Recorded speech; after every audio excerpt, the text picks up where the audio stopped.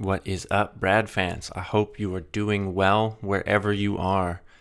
This episode, I am happy to introduce you to two filmmakers from Canada, Nate Slaco and Bryce Zimmerman. They joined me to talk about their latest film, Moonless Oasis. So, this is a documentary that follows a group of citizen scientists. They're all divers on the west coast in Howe Sound, so off the coast of Vancouver. And they are attempting to find and document locations where a previously thought to be extinct, ancient type of sponge, sea sponge, is living off the west coast. So these things were thought to be extinct forever. We'd seen fossils and stuff of them, but that was it. And they have been discovered off the west coast of Vancouver at very deep depths. So these group of individuals are out there trying to find exactly where these sponge reefs are so that they can inform research and conservation. It's a very busy stretch of water, so it's important that we realize and find where these things are. So the film follows this group. It's a really great movie. I would highly recommend those in Canada. You can watch it on the CBC streaming service, Gem. For everyone outside of Canada, we have to wait a little bit longer before we can get a wider release. But if you go to moonlessoasis.com, you can sign up for an email list. And the guy specifically mentioned that, if people sign up for the list and get in touch and let them know where they are in the world, that will actually really help them in trying to secure a larger distribution for the film.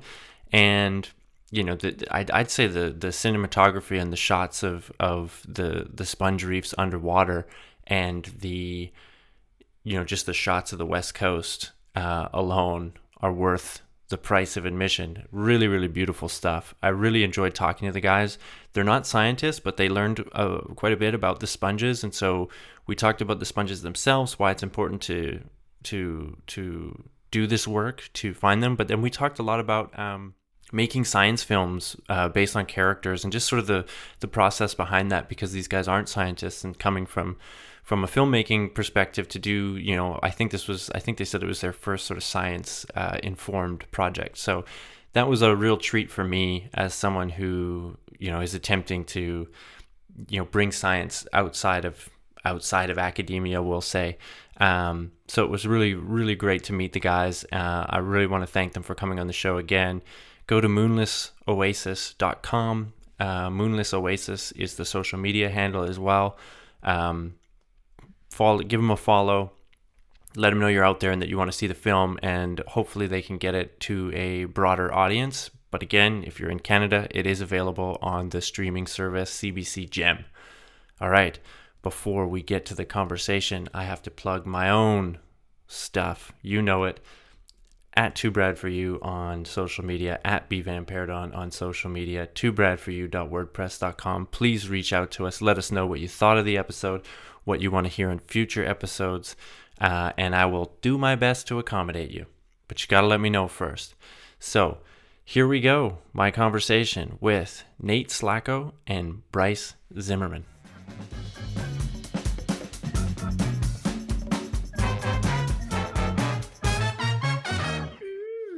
All right. Well, I'm joined today by Filmmakers, Nate Slaco. Did I get Hello. that right? Slaco? Yeah, you did. Thank you. All right. Okay. And Bryce Zimmerman. Hi, Bryce. Hello. Um, yeah. And so we're here to talk about your latest project, Moonless Oasis, which already premiered on the CBC and is now available on the CBC streaming service in Canada, CBC Gem. Like I was telling you guys just before we started, I got a chance to watch the movie just today. I really enjoyed it. And where I'd like to start is the setting, because seeing the footage from the West Coast, it takes place in Howe Sound, I believe, on the West Coast, really made me miss home, really made me miss the West Coast. I'm from Alberta originally, but have lots of family on the West Coast, and it's just a stunning landscape. It's so beautiful. So maybe we can start there. You can kind of give us the setting, where the movie takes place above water, and then we can go into what's happening below the water, which is where a lot of the film also takes place. I don't know who wants to start there. Yeah, I I'll can let kind you of give guys. you. Yeah. So Howe Sound is probably about like a 30-minute drive from downtown Vancouver. And it basically, if you're driving from Vancouver to Whistler, it's the road that goes all along the water up to Whistler. And it's kind of got these mountains and islands on both sides, super beautiful, snow-capped peaks, that type of thing. Uh, yeah, and it's a road that I've driven my entire life and haven't given it too much thought as to what was underwater there up until recently. So Mm-hmm. Mm-hmm. Yeah, I mean it's for people outside of Canada or for people from other parts of Canada that haven't been there. It truly is one of the most, breathtaking landscapes I've ever seen. That sort of northern rainforest and whatnot is, yeah, quite beautiful. And Bryce, if I'm correct, you're from Alberta originally. So was this when are you based in Vancouver now? I am based in Vancouver, yeah. Yeah, so growing up in Alberta, you must always, people always want to go to BC to vacation. And was this what brought you over to the West Coast? Was it the landscape being one of the things? I mean, it's always a bit of a draw. I think it doesn't hurt. I mean, I moved out mostly for like a kind of a job opportunity. As a fellow Albertan, I'm sure you're aware that depending on what you do, it's not always the place you can stay, even if you love Hmm. it. So, yeah, I kind of ended up moving out for film related work, and but I grew up doing a lot of outdoor stuff. I used to teach outdoor skills and canoeing, and so it's kind of a natural fit to go into film, and it's kind of a way to continue that outdoor work while also making stuff. And so, any opportunity I have to go out on the ocean, on the water, in any of these locations is just like absolutely something I take advantage of. Yeah, amazing. So then shifting back to the film there, you mentioned, the outdoor pursuits and wanting to sort of get that love of that stuff and also be doing it with your career. The film itself kind of centers around these citizen scientists that are kind of doing that as well. They're blending their love of diving and the ocean with a scientific project. So maybe you can, again, I'll leave it open to you guys who wants to take the question, but explain sort of what the project was, and then we can discuss sort of citizen science and a little bit about the creatures that these citizen scientists were after, that they were attempting to document. right. So the film follows a team of citizen scientists made of divers and non-divers working to protect these glass sponge reefs of Howe Sound. A glass sponge reef is very similar to a coral reef, but it's a silica-based life form. Kind of looks like a melting candle tube type thing. Yeah. So we found out about Hamish and his team, and it was kind of at first just seeing the level of technicality and complexity of getting down to these sites and then actually seeing the sites. That's kind of what attracted us to the project. And then we heard about all these other people that are involved and have been involved for decades. uh, you know and it's a slow moving beast, but like what they've been able to accomplish is quite impressive. So their goal is, we have these glass sponges, like you mentioned, very delicate creatures that grow on the bottom of the ocean or the seafloor, we'll say. And so they're out there just trying to sort of find these and, sort of flag them so that the areas can be protected, because these sponges are like very unique to this part of the world, correct?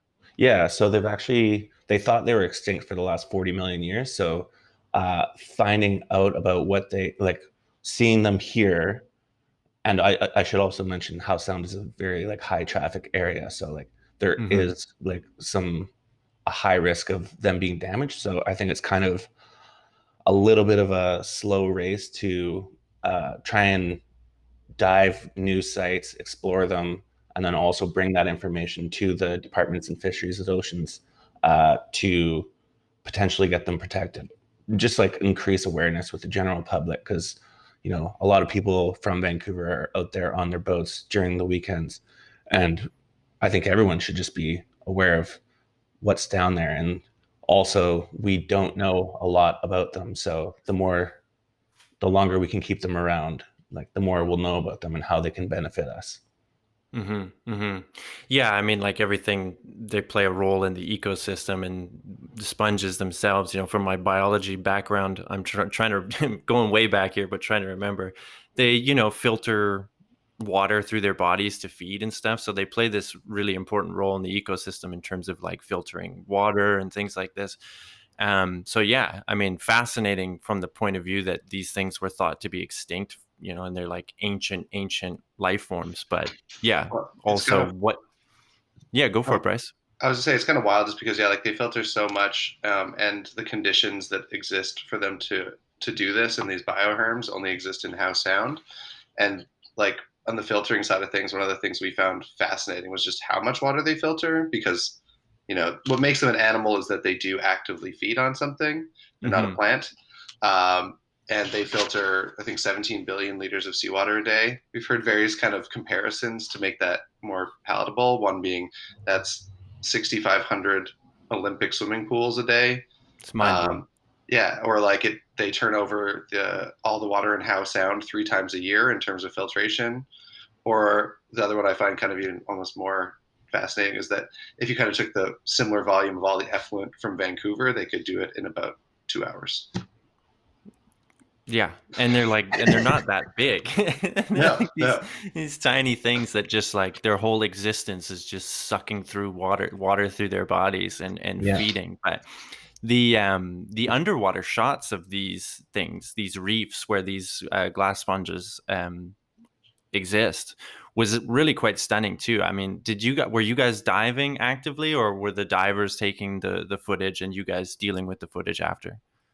Yeah, so Bryce and I are both not divers, and we were like a little bit, there's a steep learning curve as to how to shoot this. Our Hamish Tweed, the main diver from the team, he would go out there before we were even around, and he would just attach a GoPro to his scooter, and then kind of when we were meeting up with him, he would show us this footage, and I think Bryce and I were both kind of pleased with what he was getting already, with not a professional grade camera. And then Bryce, do you want to talk about your course and all that? Yeah, sure. So basically, yeah, like Nate said, Hamish had a good understanding kind of how to make the sponge and these reefs themselves look more than kind of just pointing a camera at something, but instead he was really trying to capture the size and scale of them. And he'd already kind of figured out lighting techniques, and he was putting divers in the shot so you can kind of see scale. So he had a pretty Hmm. sophisticated understanding of how to actually make the visuals look good, but he was using just like a kind of an older GoPro, so it wasn't coming back with the quality we wanted. So, kind of as part of this, we're like, you know what? Let's just teach Hamish like how to film better. Let's just use this as an opportunity to teach like the whole like dive team how to film better. Like, might as well just throw a course together. And so I did a bit of a workshop, just kind of explaining some of the principles behind things, and just nothing crazy, but like if you light it like this, like what is that saying? And really trying to focus on the, I guess, expressionistic side of film, where it's like, what are we trying to say with this shot or this style of lighting, as opposed to just pointing the camera at something. And Hamish really enjoyed that. And then it was a struggle to get an actual camera down there. It took us a while to figure out what camera system to use, and there was a few hiccups. One time we went for like a test dive with the camera system, and the camera just shut off underwater, and that was it. Just like thousands of dollars gone, nothing to get. Not very fun when you have a limited budget. But eventually, we did find kind of a better camera system, and like using a Panasonic GH5S and a Nauticam housing that was supplied by Adam Taylor, who's one of the kind of community members. He's part of MLSS, the Marine Life Sanctuary Society, um, and that was just such a savior because it's both 4K, it has great color depth, and it like can handle the darkness. And I don't think that would have happened if we'd shot this even like 2 years ago. So it was a pretty intense experience to get that to happen. But ultimately, like we couldn't be happier with the footage itself. But it was just a struggle to even get to that point where we could film. Yeah. I mean, it's kind of cool because it's like, you have these, like we've been saying, these citizen science people. So they're kind of volunteering their time to do this, passion project. And then you guys get to see that passion. You get to share yours with them, and teach them a little bit about film. You're learning about, like, there's this great sort of cross, dynamic going on. You mentioned, just saying like the expressive side of film. So I just wanted to stick on that for a second, because what was it that, Hamish, he's kind of the team lead, the guy that's really going after these sponges and trying to conserve them and stuff. What was his, thoughts? Like, what was he trying to convey when you said, okay, we could do it this way? And what is that saying? And, did you get a sense like he had an idea of what he wanted to show people about these? I think he just wanted to show a bigger picture of what's down there. Like glass sponge exists everywhere in the world, but what makes them unique here are these reefs and bioherms. So the way that he's figured out that like lighting system with the bar with two high powered lights to have someone floating up above the main diver just to give a better perspective of how far these reefs extend. I think that's what his goal was, to just, it's really all about perspective. Like even just having a diver down there, you can kind of see, the size of these. Yeah, and I don't think we necessarily asked him to like go in and be like, okay, like make this shot like this. It was more just like think about the why, and I think we already had that why, but it just kind of, we were just asking him to kind of take it to another level. When he's going down there before, he obviously wants to show the reefs, but it is a little bit more documentation. It's a little bit more for his like presentations. In this case, we're like, we just want this to be kind of as powerful as possible. So like anytime there's those shots of the fish and the lights kind of sweeping through it, and he just I guess he said in our Q&A the other day that he just kind of gave him the confidence to really do his thing, and he wasn't overthinking it too much, and he was just like sitting there and kind of letting it happen. And I think it worked out incredibly well. He really kind of just responded to the scene in a way that was organic and natural, and really helped kind of convey the feeling of being there rather than necessarily like kind of a scientific point of view, which you see a lot in other films. Yeah, no, and I mean, actually, that was one of the things that I also was thinking and was writing down when I was watching the film, that it wasn't like, there wasn't sort of a narrator jumping in every, so often to sort of explain the science and explain this, what was going on and stuff. It was really just watching the conversations unfold and watching the team do its thing, and then these sort of shots of what they're doing. Like, this is why we're down here, is these big, these reefs that just look really, really great. So yeah, I guess I'm just kind of curious, like, was that something that just your style of filmmaking, or was it particular to this project where it's like, look, we're not here to beat you over the head with the message of like, these things are millions of years old and this is why they're neat and this, or you just thought it was better just let it unfold, or were you approaching it from the characters, or how did that come about? Yeah, we kind of talked about it before we started shooting, and we didn't really want it to be like your typical uh, science doc. We wanted to really show the human element of it and like why it's important to these people. So hopefully you can relate that to something in your backyard. You know, it's like we chose to try and tell it through their story and why they're passionate about it, and like hopefully this is kind of a hook as well, so people can go to these sites like Marine Life Sanctuary Society or Underwater Council of BC and learn more, because all those facts are there, and there's still lots more that they are going to learn about them. Yeah, we just wanted to kind of, I guess, try something where it's a little more immersive. We kind of tried to take ideas from more of a fiction filmmaking approach where, like the camera's not present per se. It's kind of just there, but you're not like, who's operating the camera? Whereas in documentaries, it's very obvious that the filmmaker's involved. And so we kind of tried to, I guess, avoid that a little bit and hopefully keep people kind of immersed in it. And we know we're asking the audience a lot because we're not necessarily explaining everything, but it's just a different kind of approach, and hopefully one that gets people excited about kind of the idea of the sponge. And then they want to go learn more. They don't leave the film being like, I know everything about that and I never have to think about it again. Yeah, I think that's a good point, actually, is that you sort of kind of whet the appetite, right, of the audience to be like, oh, look at, like, I've seen these beautiful images now. I've seen these people that are quite dedicated, and you get that in the film, especially, and we can get to this in a minute. The danger that's involved in what they're doing is quite real. So you get that passion, and I think that does come across where it's like, even as the film ended, I just started Googling like glass sponges? Like what's the deal with these things, you know? So I think that worked really well. And even like I said, I have a biology background, so I kind of already know a bit about sponges and stuff, but I was intrigued to do a bit more. Um, and being a person that's now involved in science communication, like I went from doing lab work and field work as well, and even working with hunters, so doing the citizen science kind of thing in my work, and then moving to sort of science communication or journalism, and these different hats that I'm now wearing. I'm acutely aware of how difficult it can be um, to find that balance that you guys did, or to take that maybe a bit of a risk in terms of being like, look, we're not going to go the hard information route. We're going to use techniques from fictional filmmaking or storytelling and stuff like that. So I'm curious, when you were working with the scientists, were they interested in that as well?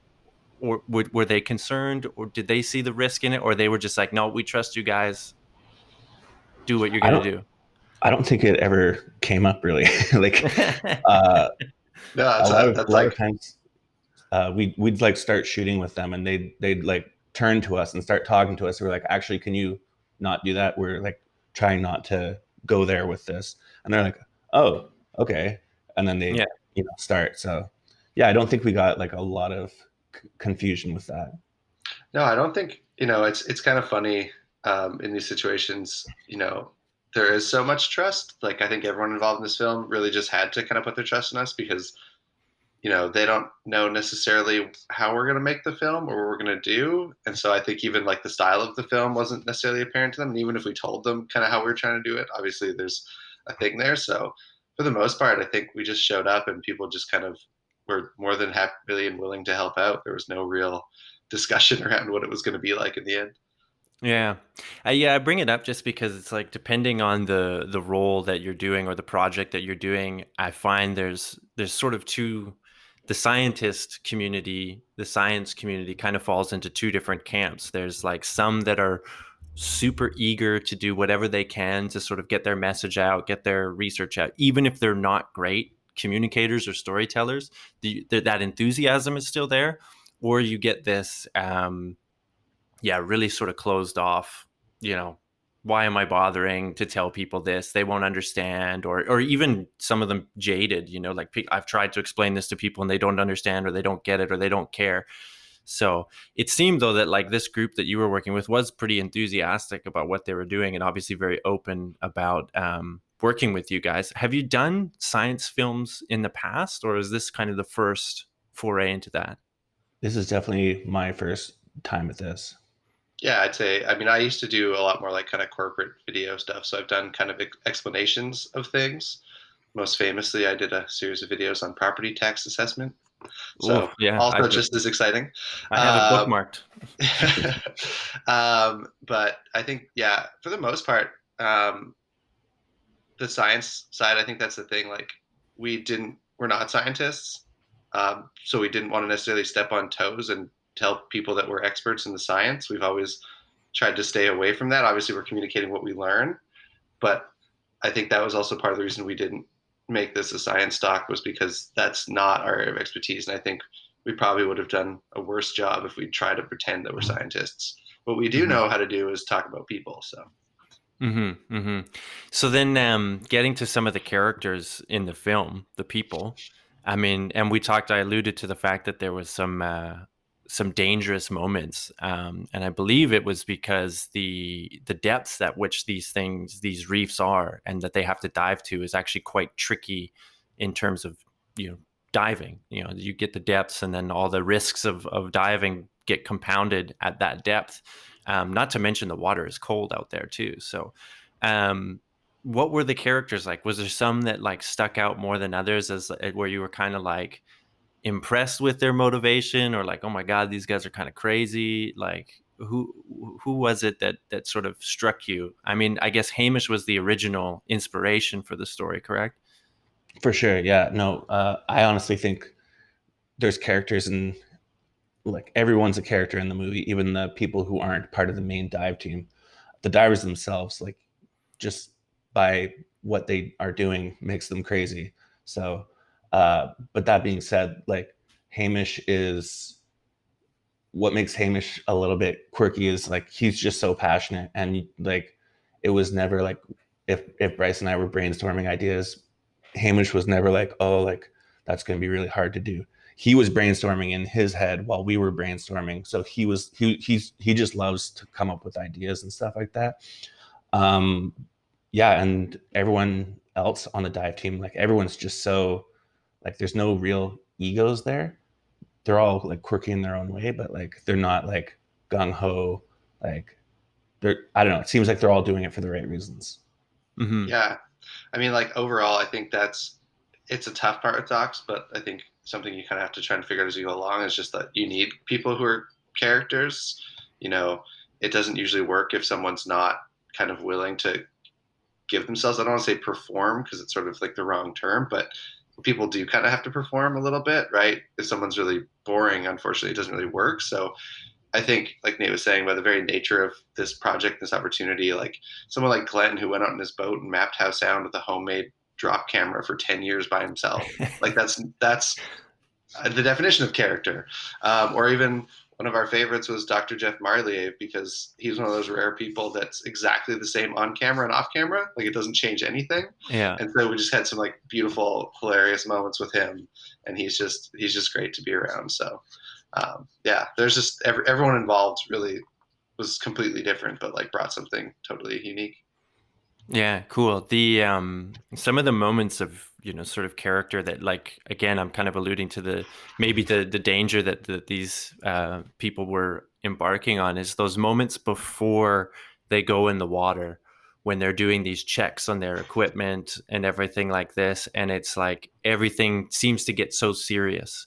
And I noticed they all gave a fist bump. Like it was almost seemed like that was like the part of the ritual check of the equipment and everything. And then it was this, everybody, the three that were going in all gave this fist bump. So it was really kind of cool to see and again, without like the need to sort of explain the motivations or the relationships and stuff, but to just see that these moments in the boat. And then again, I don't want to give too much away, but there is a tense moment where, it looks like some of the divers might be in distress, and there's the cutting to the people on top and then the action that's happening below and everything. And it was just like, I thought those were like really cool moments. And as a scientist, former scientist, people don't realize, when you say, oh, I'm a scientist, everyone thinks the lab coat, the beakers and stuff like that, but you don't realize that there's actually these people out here kind of doing this crazy stuff.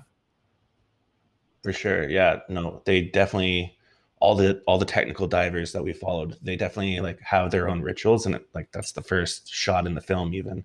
They're always doing these checks and kind of making sure they're all on the same page. And it is quite serious before those dives. And it's funny because we went out with the deep dive team, and then we went out with a different team who are limited to shallow air gas diveable dives, and the vibe of those two dives are completely different. Whereas the shallower dives, everyone's laughing, having fun, kind of, it's very short and quick dives. And then you go to the deep dive team where it's like they're going down to, around 200 feet below the surface, and it's just a completely different ball game. Mm-hmm. Yeah. It was, I mean, I don't dive myself. I tended to agree with the other character that popped up in the film, who was, I believe he was a fisherman, the guy that was getting the prawns. And he said, I don't dive because I know what lives down there. And I mean, that's kind of how I feel too. And seeing some of those shots, like, that they were getting of the reefs are beautiful, amazing, but you see the darkness, like when the lights are peering through the darkness, and you just see how dark it is down there. And to me, I just don't know if I don't know if I could do that. Did this experience make you guys want to dive, or? Not particularly. Like I am in the process of getting my patty because I would like to like dive one of the shallower sites one day. But I remember one of the first videos that Hamish ever showed me was uh, one of their dives on Lions Bay, which is I believe at 220 feet, and it's it's an uncut video, but the first 5 minutes are him and the team just descending along this line. All you see is the line going down or going up, I guess, while you're going down in particular. And then after 5 minutes, all of a sudden the dive lights pick up on the reef on the bottom. And it's just the most eerie feeling in the world. And that's kind of where the name comes from. It's this hidden world down there that, no sunlight gets down to. It just completely feels like an alien world. Yeah, Mm-hmm. it's wild. Like when we first embarked on this, like it's like I think diving overall is relatively safe if you do it appropriately. I think that there is a danger to it. It's funny because to us on the outside, we were just like exposed to how much danger there is from the beginning, and divers always talk about things that could go wrong and how they could die. And I guess that's part and parcel with staying safe is you need to know what can go wrong, but things don't usually go wrong. But when they do, it can be like really catastrophic. And so it's kind of funny because I think most people start diving because they're like, oh, cool, I get to go down and see a tropical reef, or I'm in Thailand or whatever. And we came into the dive world where it's like we're going super deep into black, cold water. It's basically space. If you miss your mark, you just are gone. Like there's just so many things like that. So I don't think we got the introduction to like diving's amazing. We got the introduction to diving is terrifying. And so I don't think that made either of us necessarily want to jump in the water right away. It didn't Yeah. really help that like Hamish would, throughout our conversations leading up to this, like Hamish would always throw in a story of just like the most terrifying experience he's had, and he'd tell it in a very like aloof manner that just make it sound like this is what happens. So Yeah. I wonder how much of that is, like you said, it's sort of like necessary, right? Like it's reminding yourself that like these things can happen. But I feel like it's also probably a little bit like a personality quirk of the people that do that, right? Like it's the same with if, I have friends that do lots of kind of, I wouldn't say extreme, but like sort of backcountry skiing or, activities like this where you're like, things could go wrong, and they've had close calls and stuff like that, and there's like this humor that people deal with it. Yeah, like gallows humor kind of, I Yeah, guess. yeah, yeah. It's I think that's the thing, right? Like even like I don't know, I can look compare it to filmmaking, which is definitely not life or death, but you just have to have everything kind of lined up, and you have to be fastidious with all those little pieces to make it work. And I think it's the same with diving. And if you don't, I think that's when things go wrong. So to get to that point, to go through all the classes, to spend all that money, I think you just have to be the kind of person that has a commitment to that. I don't think you can kind of be like someone who's loosey goosey and isn't taking care of their gear and doesn't really pay attention to what they have and just goes out and does that. Otherwise, things would go catastrophically wrong. Well, and there was a moment in the film where they sort of address that it's like it's a team sport, really. So it's like if you Mm-hmm. were that person that was loosey goosey, with safety or the gear or something like that, you'd get kicked out. I'm sure pretty quick. Oh yeah. You'd get weeded out because yeah, they're they definitely like make a point of making sure everyone's on the same page as far as commitment and like level of seriousness they bring into it. So And again, I think that probably translates to a bit why they're doing this. And that was one of the things that, I got the press release for the film and stuff.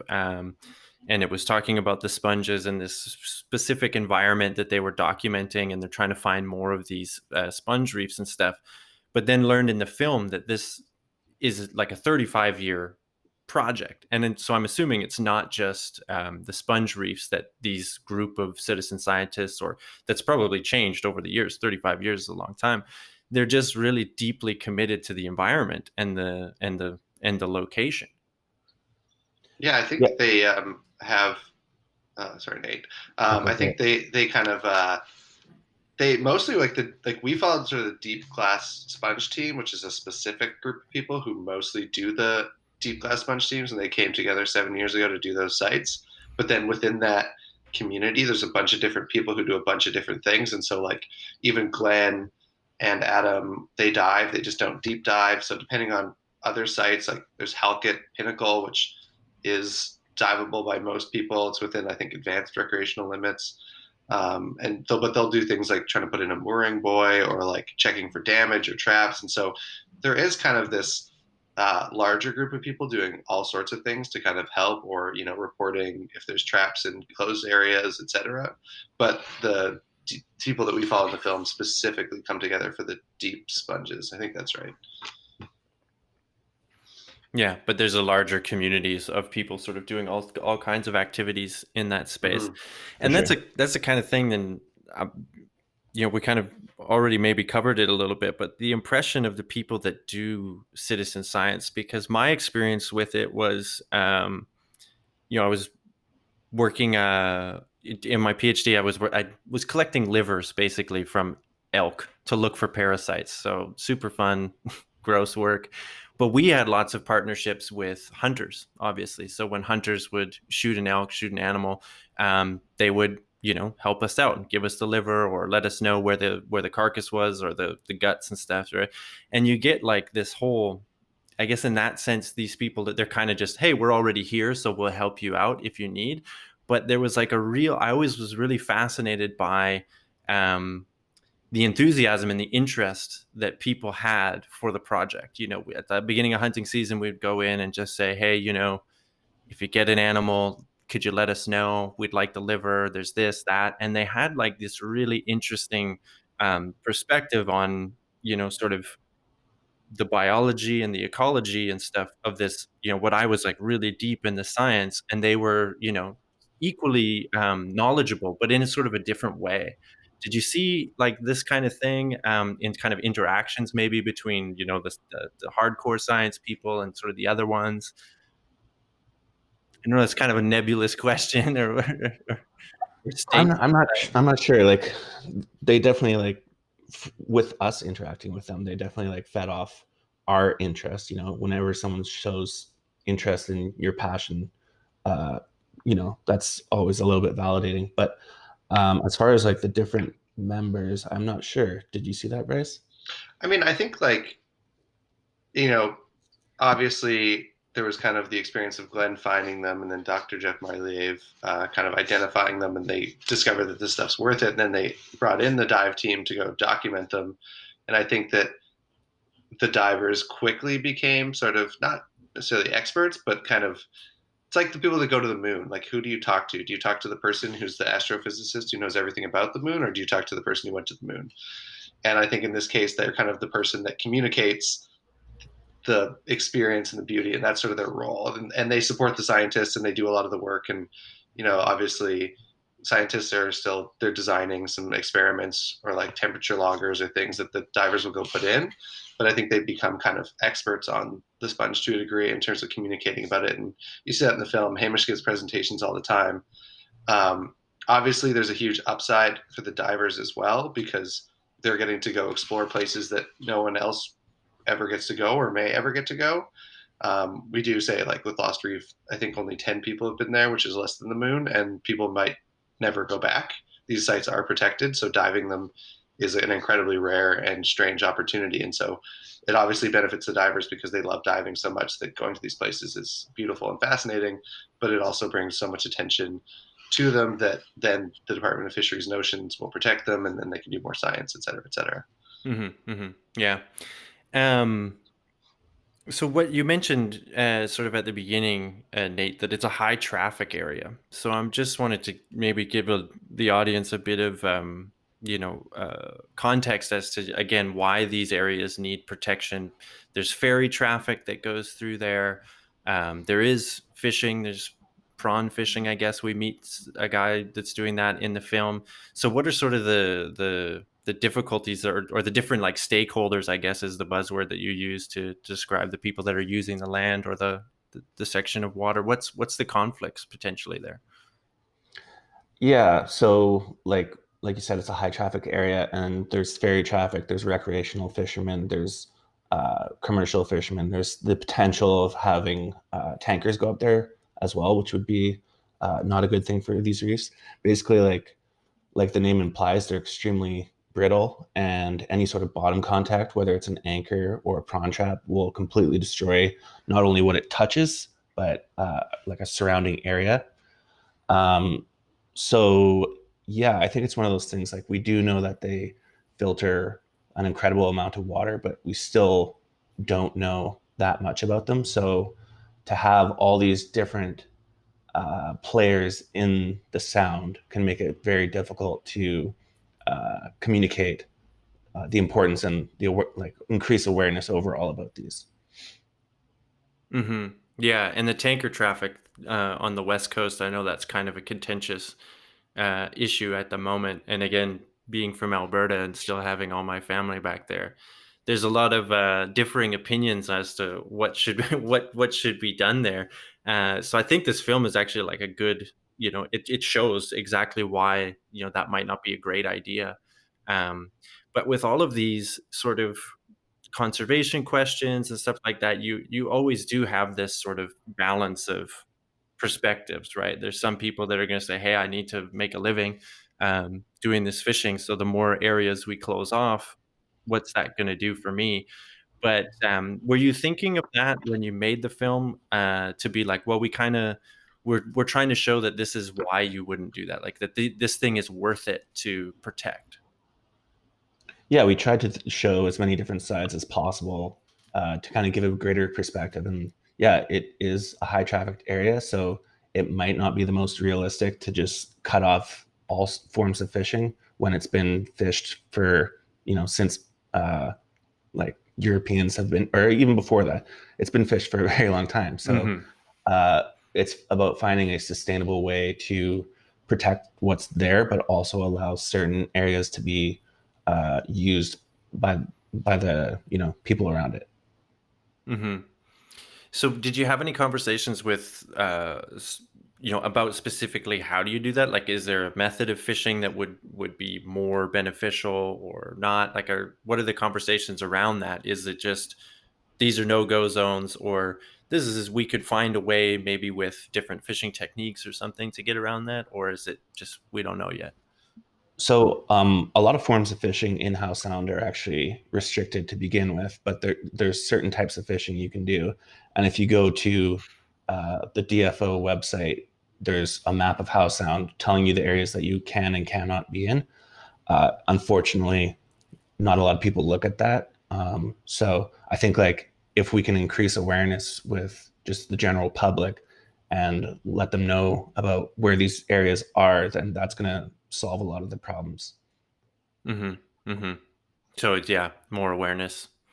Yeah. I think also it's kind of this interesting situation too, where like, I mean, I'm not. I think it's kind of like shifting baseline theory a little bit, but like how sound's been fished for so long, and like it used to be like, oh, there's so much fish here, and then people fished out the rockfish, and then now they have rockfish conservation areas, and the rockfish are coming back, and I think it's just this kind of back and forth of development. But the interesting part is like, like the prawn fishermen talk about, like if they're getting the best prawns, they don't want to be by that stuff anyways, and so there are ways to deal with it, but it really takes a lot of energy and effort between all the stakeholders to come together and like discuss that. And I think there's, from what we heard, like a lot of historic kind of problems between that. Like there's not always like they don't always see eye to eye between the fishermen and the scientists. But that's kind of a big reason why like they want to do more science, they want to learn more, is because then they might be able to help. But like the scientists, of course, are like, just don't do anything till we know. And the fishermen are like, we can't bear the burden of conservation on our livelihoods. And so you kind of have them at loggerheads. And it seems like things are moving forward, and there's a lot of different changes. And obviously, some of them have been protected, and everyone seems pretty happy. But I think there's a lot of kind of political finesse that has to happen there to help it out, even though everyone's kind of on the same page and wanting to protect it. Hmm. Yeah, I mean, like at the end of the day, like you said, like everybody's a healthy ocean environment would be better for all of those people, all of those players. It's just how do you balance that? I'm interested with it, and I guess we just don't know that much about the glass sponge. But you mentioned how like rockfish, they fish it out, and then with some time and some specific management, it can cut, it can come back, hopefully. But it seems like, my gut impression with the glass sponges is that because they're so old, because they're so unique and delicate, that you might not get that second chance, to be like, oh, okay, we screwed up X number of sites. Let's just try and, let them grow back. But I guess we don't even really know if that would be the case. So, No, and that's the thing is they like that's why more research needs to be done because they really don't know like their growth rate or like how fast an area can recover from any form of damage. So yeah, every hit that a reef takes is like a pretty serious hit. hmm. And I guess I don't know probably much about, the big elephant in the room, climate change, and how that would affect them as well, because presumably it would. Yeah, I mean, that's definitely, you know, an issue for them, and they kind of live at a certain depth based on the temperature of the water and like how the tides are moving, because the tides are what feeds them. So yeah, the warming of the water, uh, yeah, is not a good thing for them, and Yeah. There was could, that could one study from UBC by, I believe, Angela Stevens, who kind of showed that basically an increase in temperature would cause issues with them. So that's Mm-hmm. there is some preliminary evidence that would show that like ocean warming would cause issues, which I don't think is particularly surprising to anyone, but it's good that it was studied. Yeah. That's the other thing with science is these things that like don't appear controversial to the outside. They still gotta, we still need to, do the experiment to show that it would work. But I mean, the ocean is such a connected environment that these changes all over it has these cascading effects that we just don't even really know about. I've done a little bit of reporting on this kind of stuff, and it's amazing to me how little even people that have dedicated their careers to studying marine environments, to try and map out all the connections that are there. This fish population declines, that means this algae goes higher, or this plankton, and like the cascading effect is just, it's mind blowing. I mean, Yeah, I mean, yeah, go. let's say with well, even with like the footage at the end of the film with the lost reef being just so full of fish. Even people that I know that have watched the film have been surprised. They don't think about cold oceans like that, right? They Mm-hmm. don't think about these environments like that. And other footage we've seen that's a little bit more close up, like there's squat lobsters and like tons of other animals that live in that area, and it's super diverse and full of life. And I think that's like really important to remember, is that like that's what's kind of helping this happen. And so showing people that, I think, gives them a lot better sense that like there's a lot going on. Because I always feel like people think the ocean is just empty except for like the occasional whale going by, but it's actually like incredibly full of things. Yeah, I know for sure that people don't think of that on the northern oceans, right? Like the cold, you think full ocean, you think tropical coral reefs and stuff. But I mean, what we know is that the northern oceans, the west coast and up to Alaska, are some of the most productive areas, and that cold water actually is, really productive for things like plankton and all this stuff. The filter feeding organisms, and then up and up and up the food chain. That's where the whales go to feed. So yeah, it's interesting when you find that out. And I think that is a cool part about your movie, that it does show that there is like this, even at those depths, right? It doesn't even have to be, oh, that's a cold northern country, they don't have cool fish or whatever. But it's like, you think, well, man, down there, like, what are they doing? What are they doing down there? It's pretty totally incredible, without jumping to the old saying that what's it, people always like to throw around, we know more about the surface of the moon than the bottom of the ocean. But I mean, it is kind of true. true. Yeah. Yeah. So what stood out to you? Like, is there like something about sponges that you learned that blew your mind, or like that made you want to look at more, something like that? Was there any like sort of big moment kind of takeaway things for you? As far as like after completing the film, Yeah, yeah. Or even uh, like when you were getting interested in making the idea, like what was it? You heard about these sponges and it's like, oh, I got to check that out. yeah, I think it's like very. I think like what draws me to making a film is, just like an exotic place or thing, and to see something like that here was kind of strange, because like we just talked about, like I didn't really think about what was under the water, right? So like initially seeing those pictures, but then when Bryce and I finally did get some usable footage from the Lost Reef, and uh, getting home and then actually seeing it on a big screen, and just seeing like this is the closest we probably ever will get to diving one of these sites, and just seeing like how beautiful it is and all the life down there. Uh, yeah, it's just so incredible just to see that like that exists here. And yeah.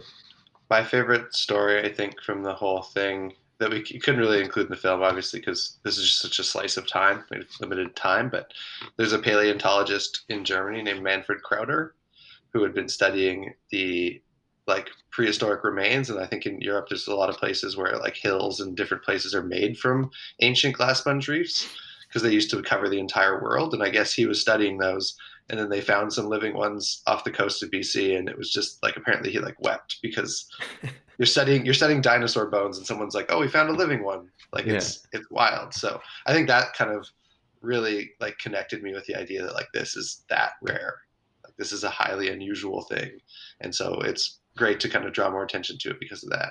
And then also the challenge of making the film was also fun. Yeah, cool. Did it make you want to do more science-based or environment-based stuff moving forward? Is that something that we can expect from you? I think for me, I would love to do something like in a similar vein, maybe not on boats for a while, but from the same perspective where we're covering it from a more human angle. Because the world's a very interesting place, and there's lots of people doing interesting things to help protect it or learn more about it. So yeah, I would definitely like to do more Yeah, similar work. Nate gets really seasick, so it was kind of a funny experience. He committed though. He made Yeah, it through. He always came out. There's no hesitation on that front. it was Yeah, generally like 9 out of 10 times puking off the side of the boat at some point, Oh, but it it's was just part of it. It was part of the process of you it. have an outtake reel, then I'm assuming. I don't think Bryce got any of that. Thank God.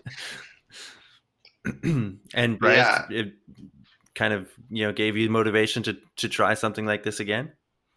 yeah. I mean, I think like for me, like I like the science stuff, but obviously, I think from the perspective of the human side of things, and I think that's what's kind of fascinating. And like Nate and I both share that, and I know he has some other ideas that kind of involve other places, but the same kind of thing. It's like it's not just the science or just the environment. It's sort of like our connection to it. How do we impact it? And like that kind of intersection is fascinating to me and to Nate as well. And so, I mean, I don't mind being on boats, but obviously it's a bit of a challenge, and I'd like to try something different next. I'm just Yeah, saying, like the next one will be on land, and then maybe we can go back to boats or something. alternate it, maybe do Yeah, something in the atmosphere. You can check that off the list or something. Yeah. totally. Go um ride around on some weather balloons, maybe. yeah, there's got to be something.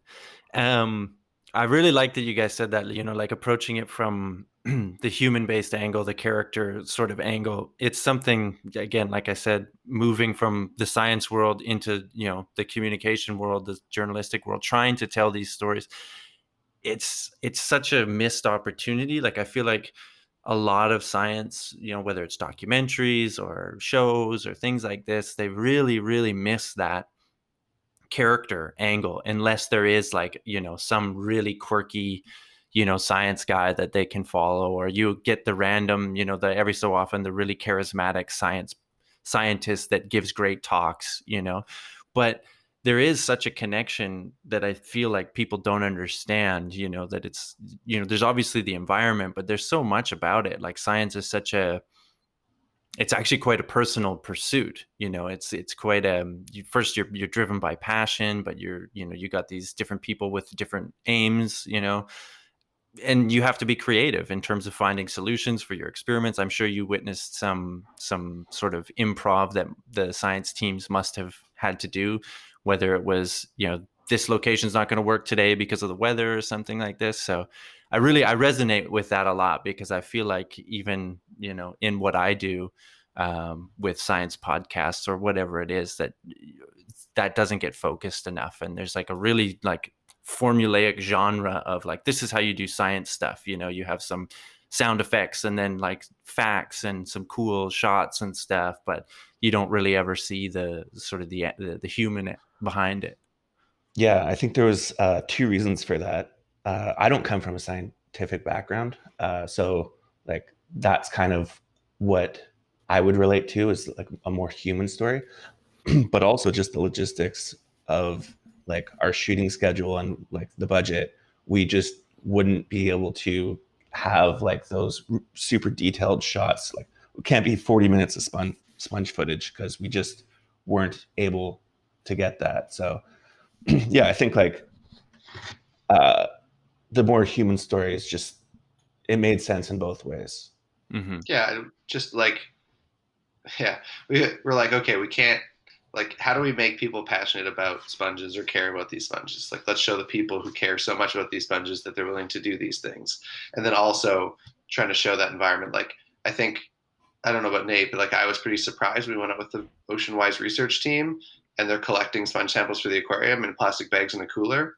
It's not exactly what people expect with science, but apparently that's very normal. Oh yeah. So I think there's that side of it. And like, that was really kind of eye-opening, is to be like, okay, like, what does it take to do science? Mm-hmm. Like, obviously there's a paper at the end, which is, you know, a different thing entirely in and of itself, but we were just fascinated by the people that, like, yeah, they're just out there collecting sponges like this. Or Glenn Dennison, who literally was building, like, he's an engineer, and he was engineering homemade cameras and mapping systems to map the bottom of house sound in his spare time. Like, that's bizarre. So like, that kind of thing really is compelling to us, because obviously the data is like important to these people, and I think sometimes they don't even recognize that what they're doing is fascinating. So that really pushed us forward, and whenever we saw that stuff, we kind of followed it as much as we could.